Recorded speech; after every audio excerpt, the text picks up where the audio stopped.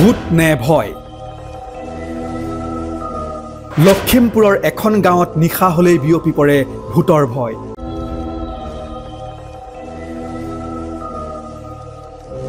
মোবাইলে মোবাইলে বিয়পিছে অদৃশ্য শক্তিৰ ফটো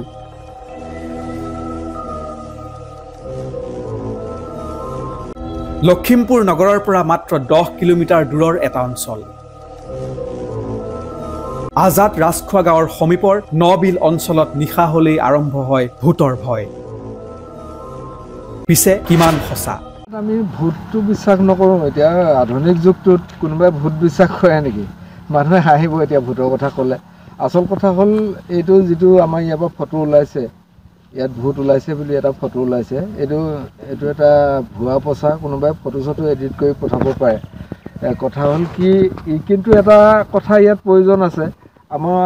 ওচৰৰ আশে-পাশৰ যিবিলাক গাঁও এই গাঁওবিলাকৰ এখন মানে শ্মশানশালী নাই এই শ্মশানশালী এখন নথকাৰ কাৰণে এই ৰাস্তা কাষতে মানুহবিলাকক মানে দাহ কৰে খৰি দিয়ে গতিকে এই ব্যৱস্থাটো যদি মই চৰকাৰলৈ এটা কথাহে অনুৰোধ জনাম যে এই গাঁওকেইখনক মানে চৰকাৰী বহুত মাটি পৰি আছে তেনেধৰণৰ সেই মাটিবিলাকত এখন মানে শ্মশানৰ ব্যৱস্থা কৰক নহ'লে মানে মানুহ এটা খৰি দিয়াৰ পিছত যিকোনো এটা মানুহে মানে অন্ধবিশ্বাসৰ বলি হৈ আপোনাৰ ভূত ওলাব নেকি কিবা কৰিব নেকি মানে এইটো ভ্ৰান্ত ধাৰণা এটা লৈ আহোঁতে চাহটোকে বাঘটো দেখি পিনি ভূত বুলি এনেকৈ ভাবিব পাৰে আৰু ইয়াৰে সুবিধা লৈ একাংশ দুষ্ট প্ৰকৃতিৰ লোকে ভূতৰ নামত নমাইছে অন্ধবিশ্বাস ইফালে শেহতীয়াকৈ অঞ্চলটোত চলিছে চুৰৰো উপদ্ৰৱ গতিকে এনেদৰে ভূতৰ ভয় খুৱাই অঞ্চলটোত চুৰে লুটপাট চলোৱাৰ এক কৌশল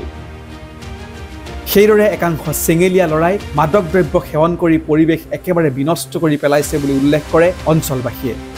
অঞ্চলৰ বাতাবৰণটো কিছুমান মানে চেঙেলীয়া লৰাই বাতাবৰণটো কিন্তু নষ্ট কৰিছে আপোনাৰ ইয়াতে বিভিন্ন মাদক দ্ৰব্য ড্ৰাগছ এনেকুৱা বেয়া বস্তু সেৱন কৰে আৰু বহুত স্পীডত 4-5টা ল'ৰা মানে বাইকত উঠি আহি পিনি মানে বহুত স্পীড অহা যোৱা কৰে যিটো মানে সন্মুখত যদি মানুহ থাকে সিহঁতি উৰি যাব আৰু এক্সিডেণ্টো হয় এইটো অঞ্চলত এক্সিডেণ্ট হয় ভূতে এক্সিডেণ্ট কৰা বুলি মানুহে ধাৰণা কৰে কিন্তু একো ভূতৰ কথা নহয় ভূতটো সেই তেওঁলোক নিজে মানে ইমান স্পীডত যেতিয়া বাইক চলাই বাইকখন কণ্ট্ৰল কৰিব নোৱাৰে এক্সিডেণ্ট হয় গতিকে আমি ভূতটো বিশ্বাস এইটো এটা ভ্ৰান্ত ধাৰণা আনহাতে মেট্ৰিক আৰু হায়াৰ ছেকেণ্ডেৰী পৰীক্ষাও সমাগত এনে সময়ত অন্ধবিশ্বাস বিয়পাই ভূতৰ নামত একাংশ দুষ্ট প্ৰকৃতিৰ লোকে সাধাৰণ ৰাইজক উত্তেজিত কৰা এক কৌশল বুলিও উল্লেখ কৰিছে কিছু লোকে নিউজ ডেস্ক NZ নিউজ